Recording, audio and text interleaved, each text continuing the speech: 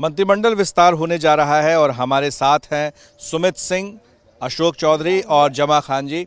सबसे पहले हम आपसे बात करेंगे अशोक चौधरी जी कि ये जो दो शख्स आपके दाएं और बाएं, राइट हैंड और लेफ्ट हैंड दिख रहे हैं, इन दोनों को मंत्री बनाने में आपका बड़ा योगदान रहा है।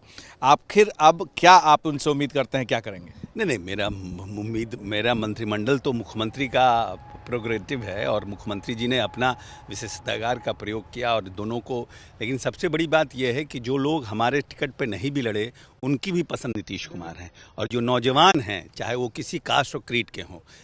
जमा खान आते हैं मुसलमान कम्युनिटी से और मिनॉरिटी कम्युनिटी से, और बीएचयू स्टूडेंट यूनियन के प्रेसिडेंट रहे हैं, अकेला मुसलमान स्टूडेंट प्रेसिडेंट जो बीएचयू के इतिहास में हुआ। तो निश्चित रूप से इनमें सलाहियत है दूसरे जातों के और हिंदू का वोट भी लेने का, उनमें भी पैठ है, और इसीलिए बार बार 200-150 वोट से हार जाते थे और इस बार जीत करके आए हैं।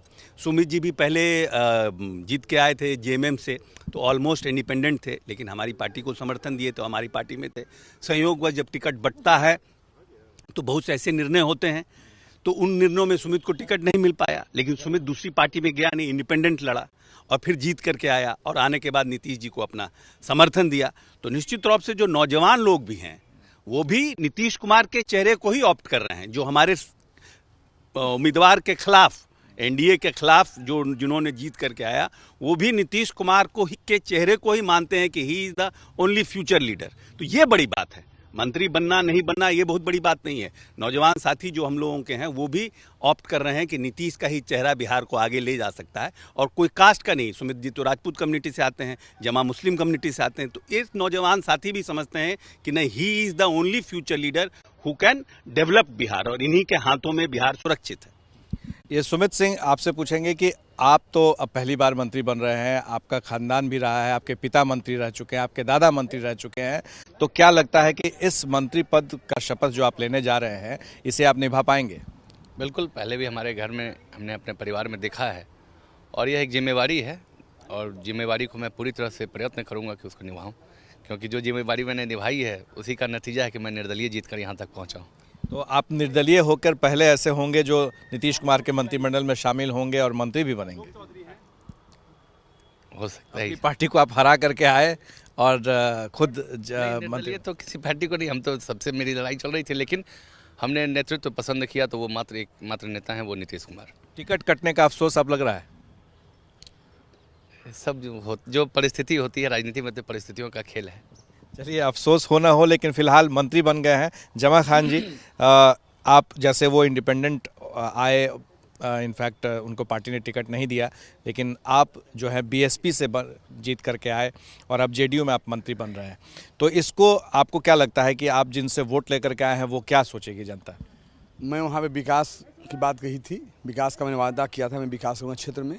हमको हर पार्टी के, हर समाज के लोगों ने वोट दिया, 1 लाख में वोट पाया। निश्चित तौर पर बहुजन समाज पार्टी चुनाव में रहा था, बीएसपी का भी वोट मुझे मिला, सारे लोगों ने दिया था कि वहाँ का मुद्दा विकास का था। उम्मीद लगाकर उन्हें 1 लाख में वोट दिया लगभग। ये उम्मीद है उनको कि जमा खान रहेंगे तो विकास का क्षेत्र का उन्होंने चुनाव जिताकर भेजा है। निश्चित तौर पर हम विकास में लड़ाई लड़ूंगा, ये मेरी सोच थी। आज वो जज्बा और लड़का है। अपनी पार्टी से सिंगल जीत करके आए थे, तो आपको लगता है कि जनता ने तो आपको बीएसपी के नाम पर वोट दिया था और यहाँ मंत्री बन गए, क्या मंत्री बनने के लिए सिर्फ यहाँ आए? जनता ने मुझे विकास का नाम वोट दिया था।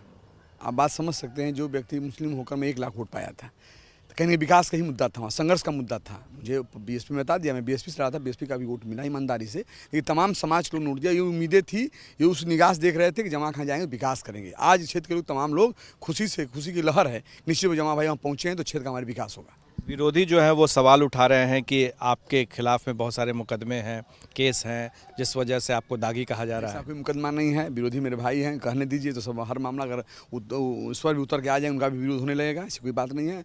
हम लोग छात्र राजनीति सफर तय किया हूँ, संघर्ष करना जानता हूँ, संघर्ष किया हूँ, संघर्ष मेरी एक पहचान है। जमा खान एक ऐसे विधायक हैं जो बीएचयू से खुद प्रेसिडेंट रह चुके हैं और 3 बार ये हारे हैं, बहुत कम वोट पर हारे, लेकिन इस बार जो जीते तो सीधे उनके हाथ में मंत्रिमंडल का लगा है पद। हमारे सहयोगी शैलेश के साथ प्रकाश कुमार, एबीपी न्यूज़, पटना।